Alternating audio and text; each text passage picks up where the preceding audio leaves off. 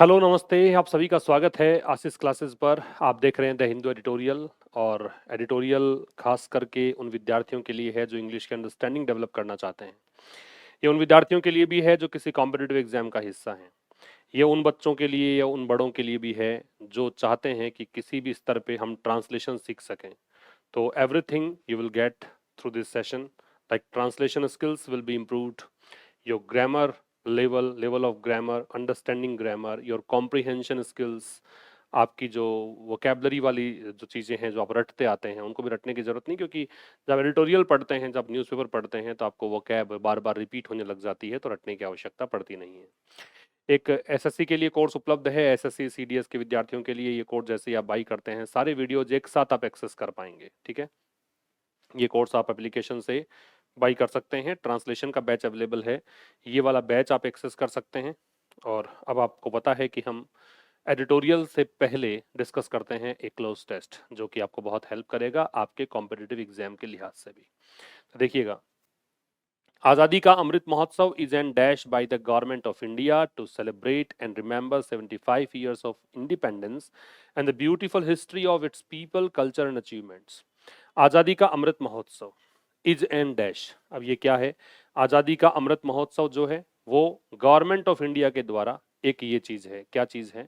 N दे रखा है, N के बाद में जो भी शब्द आएगा वो वाउल साउंड वाला आएगा, और यहाँ पे चारों ही शब्द वाउल साउंड के हैं। एसोसिएट जो होता है वो तो पार्टनर होता है, ठीक है। अलाई इसको बोल सकते हैं आप कि ये तो है जो मित्र है वो, तो अलाई कह सकते हैं, या पार्टनर कह सकते हैं, या फ्रेंड कह सकते हैं। ठीक है। इनिशिएटिव जो होता है ये पहल होती है, ये शुरुआत होती है, ये स्टार्ट होता है। ऑब्लिगेशन है, ये बाध्यता होती है, मजबूरी होती है, कंपल्सन होता है। और ऑकल्ट का मतलब रहस्य होता है, तो सीक्रेट होता है। तो यहाँ पे देखिए, आजादी का महोत्सव जो है सरकार की क्या है? एक नई शुरुआत है। ठीक है, इनिशिएटिव लिया है, एक पहल की है, तो ये आपका आंसर आएगा। और किस लिए पहल की है? कि सरकार सेलिब्रेट करना चाहती है और याद करना चाहती है 75 वर्ष स्वतंत्रता की आज़ादी के, और जो एक सुंदर इतिहास रहा है इसके लोगों का, कल्चर का, अचीवमेंट्स का, इस चीज़ को याद करना चाहती है। फिर है द महोत्सव इज, ये जो आज़ादी का अमृत महोत्सव है इसी के बारे में बात कर रहा है। ये महोत्सव जो है is dash to the people of India, ये क्या है? इज टू लगना चाहिए ब्लैंक के बाद में, ऐसा कोई विकल्प लीजिए। तो विद होल्ड जो होता है, पहली बात तो फर्स्ट फॉर्म है, ये तो आएगा क्योंकि विद होल्ड जो है वो फर्स्ट फॉर्म दे रखी है और इज के बाद में फर्स्ट फॉर्म नहीं आती। बी के साथ में दो ही संभावनाएं होती हैं। बी अपने बाद में या तो लेता है आईएनजी फॉर्म जब एक्टिव वॉइस का वाक्य हो, या फिर बी लेता है थर्ड फॉर्म जब पैसिव वॉइस का सेंटेंस हो। अगर एक्टिव वॉइस हो तो आईएनजी रूप लेता है, पैसिव वॉइस हो तो थर्ड फॉर्म लेता है। ठीक है, तो यहाँ फर्स्ट फॉर्म तो नहीं आएगी। विद होल्ड वैसे रोकना भी होता है, नियंत्रित करना, रिस्ट्रेन इसको सिनोनिम कह सकते हो, रोकना। तो इनमें से कुछ आएगा। एलिनेटेड जो होता है वो सेपरेटेड होता है, सेपरेट करना होता है, अलग करना होता है, आइसोलेट करना होता है। रिफ्यूज का मतलब मना करना है, डेडिकेटेड का समर्पित है। तो ये जो महोत्सव वो किसके लिए है? वो भारत के लोगों को समर्पित है। आपका आंसर आ जाएगा डेडिकेटेड। महोत्सव जो है वो समर्पित है भारत के लोगों को who have not only been instrumental, instrumental का मतलब है जो सहायक रहे हैं, हेल्पफुल रहे हैं। तो वो भारत के लोग जो ना केवल सहायक रहे हैं in bringing India this far, की भारत को वो यहाँ तक ले आए हैं इन इट्स इवोल्यूशनरी जर्नी, इसके विकास की यात्रा में, but also dash the power and potential to realise. तो यहाँ पे but also obtains, pages, concludes, clarifies, क्या आना चाहिए? तो यह महोत्सव जो है वो क्या है? Is dash to the people of India. पहली बात तो कहा कि ये महोत्सव जो है वो डेडिकेटेड है। डेडिकेटेड किसके लिए है? डेडिकेटेड है भारत के लोगों के लिए। वो भारत के लोग जो ना केवल इंस्ट्रूमेंटल रहे हैं, जो ना केवल इंस्ट्रूमेंटल रहे हैं किस चीज में? भारत को इतना दूर ले जाने के लिए, बल्कि ऐसे रहे हैं। तो सोच के देखो किसकी बात कर रहा है? बात ये कर रहा है प्लूरल की, भारत के लोगों की बात कर रहे हैं। हु के बाद में हैव लगाया, इसके बाद में भी प्लूरल आएगा। प्लूरल आएगा तो देखो क्या नहीं आएगा? कंक्लूड्स नहीं आएगा। कंक्लूड का मतलब निष्कर्ष निकालना होता है। ऑप्टेंस भी सिंगुलर है, प्राप्त करना होता है। क्लैरिफाइज का मतलब स्पष्ट करना है, सिंगुलर है। सब में एस और ईएस जोड़ रखा है तो अपने आप ही पजेज आ जाएगा। बल्कि वो लोग जिनमें पावर है, पोटेंशियल है, जिसमें शक्ति है, क्षमता है रियलाइज करने की, prime minister Narendra Modi dash. अब मोदी जी का क्या मोदी जी का विजन, मोदी जी का कंट्रोल, डिजाइन या ग्राफिक्स। तो सोच के देखिएगा, यहाँ डिजाइन और ग्राफिक्स तो वैसे ही कट जाएंगे क्योंकि यहाँ रिलेट ही नहीं करेंगे ये वर्ड्स, तो ये तो कुछ डायग्राम वगैरह होते हैं। कंट्रोल, नियंत्रण, विजन, मोदी जी का विजन, ये पोटेंशियल है इनमें कि ये जान सक मतलब रियलाइज कर सकते हैं, ये उस चीज को महसूस कर सकते हैं कि मोदी जी का विजन जो है 2.0 को एक्टिवेट करना, इंडिया 2.0 को एक्टिवेट करना, और जो कि आत्मनिर्भर भारत की जो स्पिरिट है उससे प्रेरित है। ठीक है, तो ये आंसर आएंगे यहाँ पे। तो क्लोज टेस्ट देखिए हो जाता है, लेकिन क्लोज टेस्ट में आपको सब कुछ ही चाहिए। यहाँ ग्रामर का भी रोल है तो वोकैबुलरी का भी रोल है, यहाँ थोड़ी सी कॉम्प्रिहेंशन क्षमता का भी रोल है, कॉम्प्रिहेंशन का तो मैं कहूँ कि सबसे ज्यादा रोल है। ठीक है, तो सारी चीजें समझनी होती है इसमें। और फिफ्थ क्वेश्चन है, इसका आंसर आप खुद को देना है। द फॉर्मल जर्नी ऑफ आजादी का अमृत महोत्सव बिगेन ऑन 12 मार्च 2021। जो औपचारिक यात्रा है आजादी का अमृत महोत्सव की, वो शुरू हुई 12 मार्च 2021 को, beginning a dash to our 75th anniversary, जो कि एक शुरुआत करते हुए किस चीज की, हमारे 75वीं वर्षगांठ जो है आजादी की उसकी, and will finish a year later on, और ये फिनिश करेगा अ ईयर लेटर, एक साल बाद, कब, 15 अगस्त 2023 को। तो किसकी बात ये कर रहा है, कस्टम एलोकेशन ब्रेकडाउन काउंटडाउन, बताना, ये आपको कमेंट में आंसर देना है। चलिए, ये एक अभी त्रासदी हुई है उसको लेकर एडिटोरियल लिखा था, क्रैश एंड बर्न। क्रैश का मतलब होता है डैमेज ऑफ व्हीकल, ये बहुत ही दुखांत घटना, और अहमदाबाद प्लेन क्रैश हुआ, उस पर लिखा गया लेख है डैमेज ऑफ व्हीकल, मतलब वाहन का क्षतिग्रस्त होना। तो यहाँ पे एयरक्राफ्ट क्षतिग्रस्त हो गया था, एंड बर्न और जल गया था। तो क्रैश एंड बर्न, एयरक्राफ्ट जो है वो क्रैश हुआ और जल गया, किसको लेकर लिखा, on the Air India Ahmedabad plane crash, Air India जो प्लेन थी अहमदाबाद वाली उसके क्रैश को लेकर लिखा, और भारतीय उड्डयन जो है एविएशन है उसको लेकर लिखा। तो एविएशन का मतलब है फ्लाइट, एविएशन का मतलब क्या है, फ्लाइट, या फिर आप इसे कहेंगे एयर ट्रांसपोर्ट। क्या कहेंगे, एयर ट्रांसपोर्ट, इसको लेकर लिखा है। ठीक है, भारतीय उड्डयन, इंडियाज एविएशन सेक्टर, भारत का जो उड्डयन क्षेत्र है, नीड्स टू एड्रेस, उसको जरूरत है एड्रेस करने की, ध्यान देने की। एड्रेस जो शब्द होता है इसका मतलब ही है कि आप इसको फोकस ऑन करने की जरूरत है, कंसंट्रेट ऑन की जरूरत है। तो एड्रेस का मतलब है फोकस ऑन या कंसंट्रेट ऑन, ध्यान देना। ठीक है, तो भारत के उड्डयन क्षेत्र को, ये सब्जेक्ट है पूरा, इसको जरूरत है तो ये वर्ब है, क्या करने की, एड्रेस करने की, किसको, सेफ्टी कंसर्न, जो सुरक्षा संबंधी चिंताएं हैं उसको, कंसर्न्स का मतलब वरी है, चिंता है, एंजाइटी है। तो भारत के उड्डयन क्षेत्र को सेफ्टी कंसर्न्स को ध्यान देने की जरूरत है इस पर। ठीक है, अब हम विस्तार से पढ़ेंगे। बाकी इस एडिटोरियल में बहुत सारे टेक्निकल टर्म्स का यूज किया गया है, तो थोड़ा सा वैसे आप ध्यान रखिएगा, बाकी वैसे कुछ खास ज्यादा बहुत मुश्किल नहीं है। The first hull loss of the Dreamliner, one of aviation's most advanced twin aisle aircraft. तो फर्स्ट हल लॉस, अब ये हल लॉस क्या होता है, ये टोटल लॉस होता है, पूरा लॉस, ऐसा समझ लो। मैं बिल्कुल आसान भाषा में समझा रहा हूं आपको। हल लॉस का मतलब है टोटल लॉस, पूरा लॉस, मतलब ऐसा ऐसा एक्सीडेंट हो जब पूरा का पूरा वाहन डैमेज हो जाए और फिर वो इरिपेयरेबल हो, उसको आप सही नहीं करवा सकते हो, उसको हल लॉस बोलते हैं। तो पहला टोटल लॉस किसका, ड्रीम लाइनर का। ड्रीम लाइनर क्या है बता रखा है, one of aviation's most advance twin aisle aircraft. Aisle जो होता है वो पैसेज होता है, रास्ता होता है।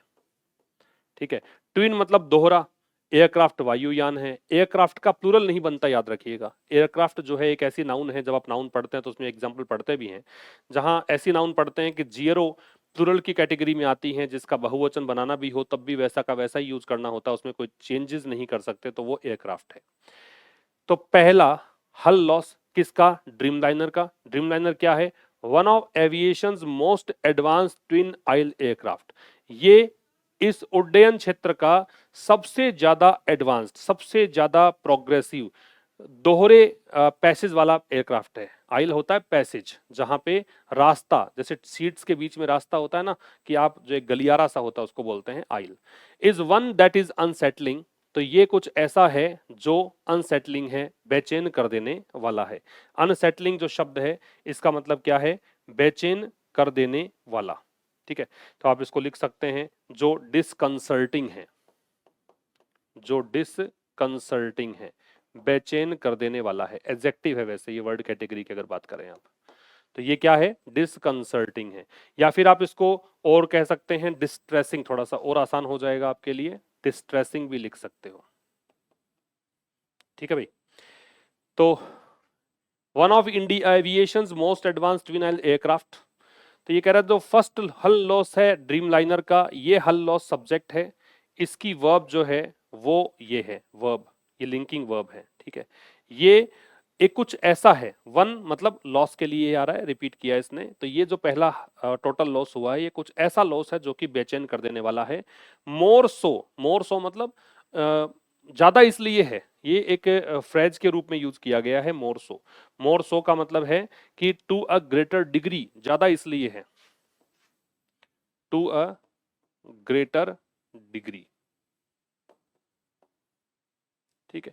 ये ज्यादा इसलिए है कि when there have been recent examples of survivability in modern wide body jets, कि जब व्हेन तो एडवर्ब आपका टाइम एडवर्ब है, देयर से स्टार्ट किया तो ये भी एडवर्ब ही है, ये भी एडवर्ब है, और ये हैव बीन जो लग रही है क्रिया, ये किसको देख के लग रही है, सॉरी ये वर्ब है, ये किसको देख के लग रही है, रिसेंट एग्जांपल्स को देखकर लग रही है, ये सब्जेक्ट है, रिसेंट यहाँ पे एडजेक्टिव है, हाल फिलहाल के, एग्जांपल्स नाउन है, उदाहरण। सर्वाइवेबिलिटी मतलब जिसमें लोग बच गए थे, ठीक है, और किसमें, मॉडर्न आधुनिक वाइड बॉडी जेट्स। अब वाइड बॉडी जेट्स का मतलब है वो वायुयान जिनकी बॉडी जो है वो काफी ज्यादा वाइड है, काफी ज्यादा, जिसका आकार बहुत बड़ा है, ठीक है। तो क्या कहना चाह रहे हैं कि ये बेचैन कर देने वाला ज्यादा इसलिए भी है क्योंकि हाल फिलहाल ऐसे उदाहरण हमने देखे हैं सर्वाइवेबिलिटी के, जीवन यापन के, इन मॉडर्न वाइड बॉडी जेट्स, इन जेट्स में, इन विमानों में, यहाँ सर्वाइवेबिलिटी रह जाती है, लोग बच जाते हैं, ऐसा कुछ होता भी है तो, लेकिन यहाँ तो कोई बच ही नहीं पाया, इसलिए बेचैन कर देने वाली बात है। आगे देखिए, the tragic end to Air India flight AI-171 on June 12, 2025, जो एक दुखांत अंत हुआ, ठीक है। ट्रेजिक जो शब्द है इसका मतलब क्या है, दुखांत, तो दुखांत को हम डिजास्ट्रस या कैटास्ट्रॉफिक भी कह सकते हैं, DISASTROUS, डिजास्ट्रस या कैटास्ट्रॉफिक। तो ये एक दुखांत जो अंत हुआ, किसका, इस फ्लाइट का, कब की बात है, जून 12, जब पर्टिकुलर कोई डे या डेट की बात करते हैं तो उन लगता है। There was one surviving passenger, तो एक ही पैसेंजर जो था वो जीवित रह सका। देयर एडवर्ब है, इंट्रोडक्टरी सब्जेक्ट के रूप में आता है, ये लिंकिंग वर्ब है, और वन सर्वाइविंग पैसेंजर है वो सब्जेक्ट है, तो केवल एक ही पैसेंजर था जीवित रह सका। Just minute after it's lift off from Ahmedabad for London Gatwick, कुछ ही मिनटों के बाद, किसके, इट्स आ रहा है इस विमान के लिए, इस एयर इंडिया फ्लाइट के लिए, और लिफ्ट ऑफ क्या होता है, जब वर्टिकल हाइट पर टेक ऑफ करते हैं, तो take off from vertical height, ठीक है। तो vertical take off, vertical take off off an aircraft, किसी भी एयरक्राफ्ट का वर्टिकल टेक ऑफ मतलब सीधा जब ऐसे जमीन छोड़ता है, ऊपर की तरफ जाता है, उसके कुछ मिनटों के बाद ही। और ये लिफ्ट ऑफ इसने कहां से किया, अहमदाबाद से, और कहां के लिए किया, लंदन गेटविक के लिए। And it touched a recorded barometric altitude of 625 feet. Barometric होता है जो दाब मापी होता है ना, जो इसमें एयर प्रेशर हम मापते हैं, उससे मापा गया, ठीक है। तो एक रिकॉर्डेड मतलब जो बैरोमेट्रिक, रिकॉर्डेड मतलब दर्ज, बैरोमेट्रिक एल्टीट्यूड मतलब हाइट, तो रिकॉर्डेड जो हाइट रही इसकी वो 625 फीट रही, है ना। एल्टीट्यूड क्या होता है, एक हाइट होती है या एलिवेशन कह सकते हैं, तो ये रिकॉर्डेड हाइट रही। Will be under much global scrutiny, ये वैश्विक जांच के दायरे में रहेगा, बहुत ज्यादा वैश्विक जांच के दायरे में रहेगा। स्क्रूटिनी क्या होता है, ये इन्वेस्टिगेशन होती है, या इसे आप एग्जामिनेशन कहते हैं, ठीक है, या इसे आप परयूजल कहते हैं, ठीक, ये सब जांच या इंस्पेक्शन कह दीजिए, इंस्पेक्शन। तो देखिए किसके लिए आया कि there was one surviving passenger, एक इस पैसेंजर सर्वाइव कर सका, एक ही पैसेंजर जीवित बच सका कुछ मिनटों के बाद, जब इसने लिफ्ट ऑफ किया था, वर्टिकल टेक ऑफ किया था अहमदाबाद से इस जगह के लिए, और इट टच्ड, और इसने, इट सब्जेक्ट आ गया, टच्ड वर्ब हो गई, और इसने इतनी हाइट ही ली थी, ठीक है। तो ये सब चीजें जो हैं वो क्या होंगी, मच ग्लोबल स्क्रूटिनी में के अंडर रहेंगी। तो ट्रेजिक एंड जो है ना वो सब्जेक्ट है, ये जो एक दुखांत अंत हुआ है इसकी वर्ब दे रखी है, देखो डैश से लेकर आगे तो समझाया गया है ये, ठीक है। तो ये जो चीज है वो मच ग्लोबल स्क्रूटिनी का विषय है, बहुत ज्यादा वैश्विक जांच का विषय है। आगे देखिए, that the crew were faced with a sudden and sharp turn off events, कि जो क्रू है, चालक दल है, चालक दल को बोलते हैं क्रू, है ना। जो पर्सनल जो ऑपरेट करते हैं, चालक दल ही समझ लीजिए। ये कलेक्टिव नाउन है वैसे, और जनरली क्रू के साथ में सिंगुलर वर्ब ही आती है, लेकिन चूंकि सभी की बात अलग अलग कर रहे हो तो प्लूरल वर्ब का प्रयोग कर रहे हैं, ये कॉमन नाउन बन जाएगा यहाँ पे। वैसे तो कलेक्टिव है, फिलहाल ये बिहेव कैसे कर रहा है, कॉमन नाउन की तरह। कलेक्टिव नाउन कॉमन नाउन से ही बनती है। दैट यहाँ पे सब्जेक्ट होगा, देखते हैं कहाँ से कहाँ, और यहाँ the crew were, the crew की वर्ब है वो वर है, ये सब्जेक्ट है, ये इसकी वर्ब है। फेस्ड भी तो मतलब इनका सामना हुआ, ठीक है, कि जो चालक दल है उनका सामना हुआ sudden and sharp turn off event, sudden मतलब अचानक, शार्प टर्न मतलब काफी तेजी से इवेंट्स यहाँ बदले, घटनाएं बदली। On the 11+ year old Boeing 7878, इस विमान में, 11 साल पुराना विमान है, a plane with ample avionics redundancy, ये एक ऐसा प्लेन है जिसमें एम्पल, एम्पल का मतलब होता है पर्याप्त, और यहाँ एवियोनिक दे रखा है। एवियोनिक मतलब होता है इलेक्ट्रॉनिक इक्विपमेंट जो फिट होते हैं एयरक्राफ्ट में, उसको बोलते हैं। एम्पल का मतलब लिख लीजिएगा सफिशिएंट, या इसको बोलते हैं एनफ, और इसका मतलब होता है electronic equipment fitted in aircraft, मतलब किसी हवाई जहाज में जो इलेक्ट्रॉनिक इक्विपमेंट लगे होते हैं उसको हम बोलते हैं एवियोनिक। रिडंडेंसी मतलब जो फालतू, जो आवश्यकता से ज्यादा हो उसको बोलते हैं। तो रिडंडेंसी का मतलब जो एक्सेस में होता है, सरफीट में होता है ना, आवश्यकता से अधिक। तो ये एक ऐसा विमान है जिसमें काफी ज्यादा मात्रा में इलेक्ट्रॉनिक इक्विपमेंट लगे हुए थे, आवश्यकता से अधिक ही थे, और भरोसे के लायक।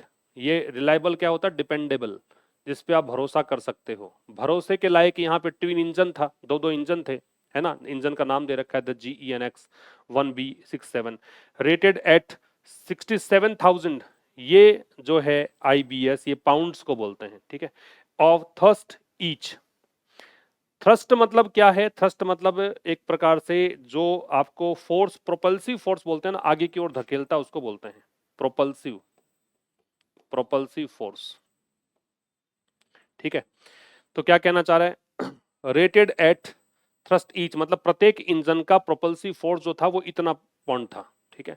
Has led too much speculation, speculation का मतलब होता है कंजक्चर, अनुमान, कंजक्चर कह सकते हो, गैस कह सकते हो, सरमाइज कह सकते हो, अनुमान को बोलते हैं। तो इसने, ये कारण बना, इसका मतलब कोज कह सकते हैं, गिव राइज टू कह सकते हैं, रिजल्ट इन कह सकते हैं। तो ये कारण बना, किसमें, बहुत ज्यादा अनुमान लगाने का कारण बना, अबाउट द कोज की ये कारण रहा क्या, किस कारण से ऐसा हुआ, सोचने मजबूर कर दिया। कितना बढ़िया क्वालिटी का प्लेन, इतना सब कुछ यहाँ पे, सब कुछ टेक्निकली ठीक था, ठीक है, फिर भी ऐसा हुआ क्यों, तो ये बहुत ज्यादा स्पेकुलेशन का विषय बन गया। तो दैट जो है ना, ये किसके लिए आ रहा, रिपीट कर रहा हूं, बताता हूं, देखो, कि जो क्रू थे, चालक दल थे, उनको बड़े अचानक और बहुत तीव्र गति से बदलाव वाले इवेंट्स का सामना करना पड़ा। किसमें, इस बोइंग प्लेन में। ऑन दे रखा है, देखो, जब भी आप एयरक्राफ्ट में, बस में, ट्रेन में, है ना, या शिप में कोई आर्टिकल देखते हैं, ए एन या द, तो ऑन का प्रयोग करते हैं, इन नहीं लगाते हैं, इसलिए ऑन लगाया। तो इस विमान में अब प्लेन की बातें बताने लग गया ये, कि प्लेन जो है उसमें पर्याप्त मात्रा में इलेक्ट्रॉनिक इक्विपमेंट लगे हुए थे, है ना, जरूरत से अधिक ही थे, और भरोसे के लायक दो दो इंजन थे, इंजन की क्वालिटी बताने लग गए, कितना प्रोपेल्सिव फोर्स इसमें था। अब ये सब चीजें हुई, इसके बारे में दैट है। इन सब चीजों ने ये कारण बना है बहुत ज्यादा अनुमान लगाने का, कि कारण क्या रहा, क्या कोज रहा, इसके पीछे का कारण क्या रहा, इसके पीछे बहुत ज्यादा लोग सोच रहे हैं। कारण यही है कि बहुत अच्छे विमान में भी ऐसा कैसे हुआ। एक्सपर्ट्स हैव सजेस्टेड, एक्सपर्ट्स की ये सब्जेक्ट है, ये हैव सजेस्टेड वर्ब है, प्रेजेंट परफेक्ट टेंस है। तो एक्सपर्ट्स लोग जो हैं उन्होंने सजेस्ट किया है रीजंस, और कुछ कारण बताए हैं ठीक है, ये ऑब्जेक्ट है। सच एज उदाहरण देने के लिए आता है। इश्यूज विद लोड प्लानिंग की कारण ये हो सकता है कि कुछ इश्यू आ गए हों लोड प्लानिंग को, कि जितना लोड ले जाना चाहिए था एयरक्राफ्ट में उतना लोड नहीं था, ज्यादा लोड लेके गए। एम्बियंट एयर टेम्परेचर, एम्बियंट जो होता है वो बाहरी या चारों तरफ जिसको बोलते हैं ना उसको बोलते हैं, तो इसको बोलते हैं existing on all sides, existing और प्रेजेंट ऑन ऑल साइड्स, जो चारों तरफ मौजूद है उसको बोलते हैं एम्बियंट। तो चारों तरफ का जो वायु तापमान है वो कारण हो सकता है, इंजन की परफॉर्मेंस कारण हो सकती है, विंग सरफेस सेटिंग से भी टेक्निकल टर्म से ज्यादा कुछ सोचना नहीं है, विंग सरफेस की सेटिंग्स कारण हो सकता है, and even a bird hit हो सकता है, पक्षी टकरा गया हो इसलिए हो गया हो। तो ये सब कारण उन्होंने दर्शाए हैं। Inducted by air India during its government on days, तो कुछ दिन ऐसे थे जब इस पर गवर्नमेंट का स्वामित्व था। इंडक्टेड का मतलब होता है जो इंट्रोड्यूस किया गया था, इंक्लूड किया गया था, तो इंट्रोड्यूस्ड कह सकते हो, इंक्लूडेड कह सकते हो। तो ये विमान जो है एयर इंडिया ने शामिल किया था अपने बेड़े में जब ये गवर्नमेंट के स्वामित्व में था, as part of 68 aircraft deal signed. और ये किसका हिस्सा था कि 68, मैंने कहा था ना जितने भी आप एक से अधिक भी बात करोगे तब भी एयरक्राफ्ट लगा नहीं सकते, एयरक्राफ्ट ही लगा सकते हो। तो 68 एयरक्राफ्ट की डील साइन की गई थी बोइंग के साथ 2006 में।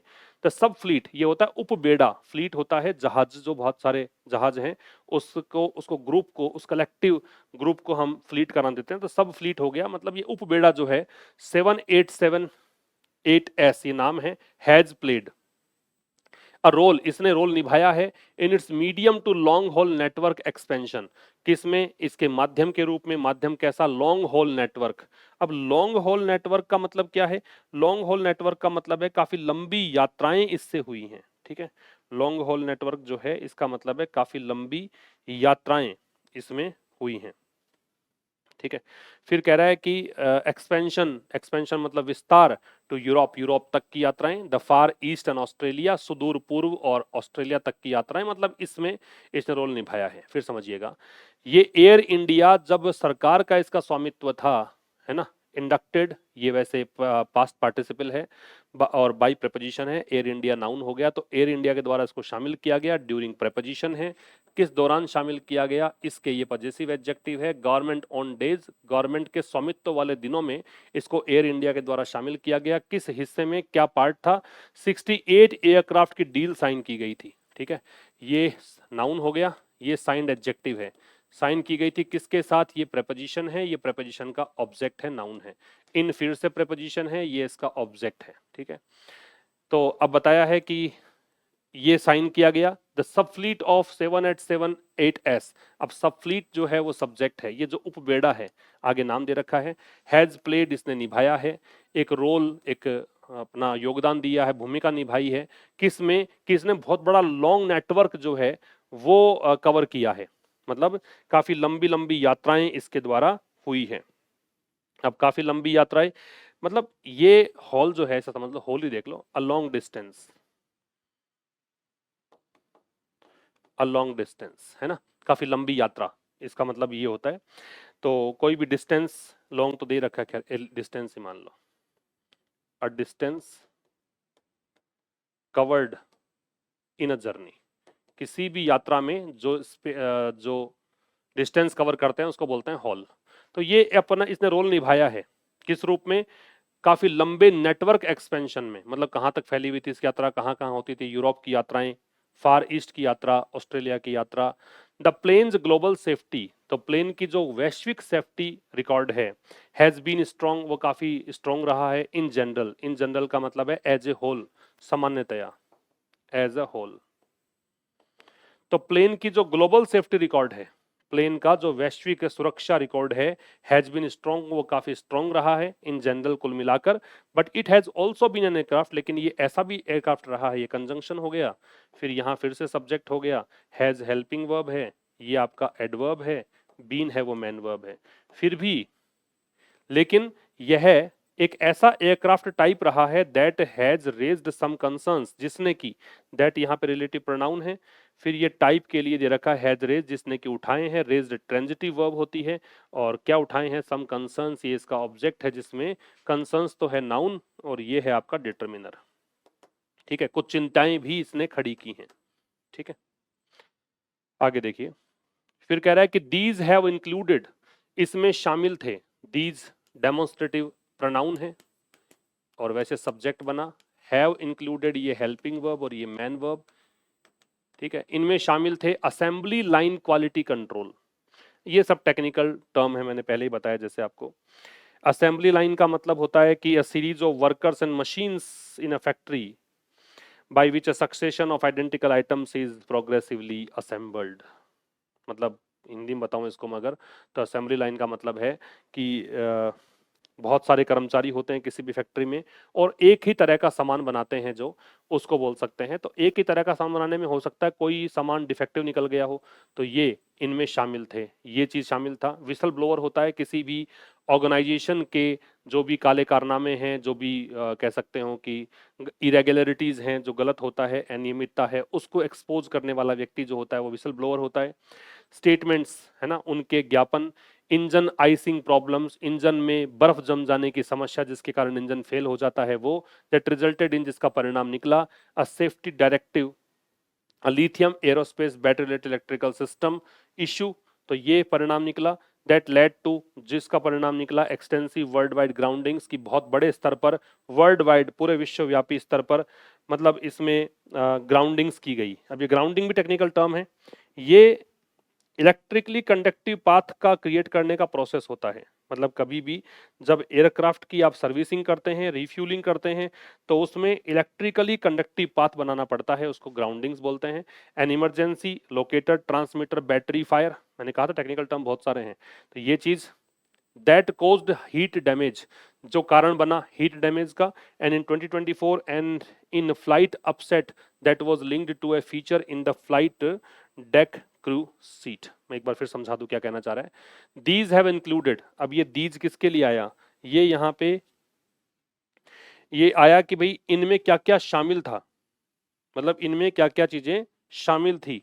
ये जो बताया ना कि ये कंसर्न्स कौन कौन सी चीजें थी, तो इसमें शामिल था एक तो असेंबली लाइन क्वालिटी कंट्रोल, कि आप बहुत बड़ी संख्या में वर्कर्स काम करते हैं किसी फैक्ट्री में, एक जैसा सामान बना रहे हैं, तो वहां पे क्वालिटी मेंटेन नहीं कर पाए ये। विसल ब्लोअर के स्टेटमेंट्स, ठीक है, तो ये भी शामिल थे कि जो वहां पे उस कंपनी के बता रहे थे कि ये अनियमितताएं हो सकती हैं, उनके स्टेटमेंट्स हैं वो शामिल थे। इंजन आइसिंग की प्रॉब्लम शामिल थी, जिसके कारण, अब ये दैट रिलेटिव प्रोनाउन है, इसका परिणाम निकला, ये लेड टू होता है, ये थर्ड फॉर्म ही दिख रहा हूं मैं यहाँ पे, कोज्ड होता है या गिवन राइज टू होता है, ये तो काफी बता ही चुका मैं आपको, गिवन राइज टू। तो ये कारण बना किसका, सेफ्टी डायरेक्टिव, मतलब सुरक्षा निर्देशों का। A lithium aerospace battery related electrical system issue, एक ये मुद्दा, लिथियम बैटरी बनती है इससे, इससे संबंधित जो इलेक्ट्रिकल सिस्टम का इश्यू है वो। जो कारण बना, फिर से रिलेटिव प्रोनाउन है, किसका कारण बना, कारण बना एक्सटेंसिव वर्ल्ड वाइड ग्राउंडिंग्स। एक्सटेंसिव का मतलब होता है जो एक्सपेंसिव हो, विस्तृत हो, ठीक है, जो परवैसिव हो, काफी ज्यादा व्यापक हो, जो विश्वव्यापी वर्ल्ड वाइड ग्राउंडिंग्स का कारण बना। ग्राउंडिंग्स मैंने बताया कि एक इलेक्ट्रिकली एक कंडक्टिव पाथ बनाया जाता है जब भी रिफ्यूलिंग करनी होती है, मेंटेनेंस करना होता है, टेक्निकल टर्म है। An emergency locator transmitter battery fire, आपातकालीन रूप से जो emergency locator transmitter battery fire, ये इसमें शामिल है। सब कुछ बताइए, ये कारण थे जिसके कारण हीट डैमेज, ये इसका कारण बना, ये इसके लिए दे रखा है। एंड इन 2024 और 2024 में एन इन फ्लाइट अपसेट, मतलब फ्लाइट के अंदर ही कुछ व्यवधान आया, अपसेट का मतलब डिस्टरबेंस आया, जिसका के संबंध था, जो लिंक्ड था, लिंक्ड किससे था, जुड़ा हुआ किससे था, अ फीचर, एक ऐसी विशेषता से, इन the flight deck crew seat से। अब ये फ्लाइट डेक क्रू सीट क्या है, तो फ्लाइट डेक क्रू सीट जो है वो जो कर्मचारी कंट्रोल करते हैं ना ऑपरेशंस को, उसको बोलते हैं, ठीक है। तो कंट्रोलिंग एयरक्राफ्ट पर्सनल जो होता है, जो रिस्पॉन्सिबल होता है ऑपरेट करने के लिए, उसको बोलते हैं फ्लाइट डेक क्रू सीट। तो ये इससे संबंधित था, ठीक है, लिंक्ड टू अ फीचर, एक ऐसी विशेषता से जो कि जो भी कंट्रोल करने वाले लोग थे उनसे संबंधित था। तो ये कुछ खास ऐसे ट्रांसलेशन वाला मुद्दा नहीं था, ये तो पूरा पूरा टेक्निकल टर्म्स दे रखे हैं। तो ये था आज के इस एडिटोरियल में। मुलाकात होगी अब कल ठीक शाम 5 बजे एक नए सेशन के साथ, तब तक के लिए नमस्कार, थैंक यू वेरी मच।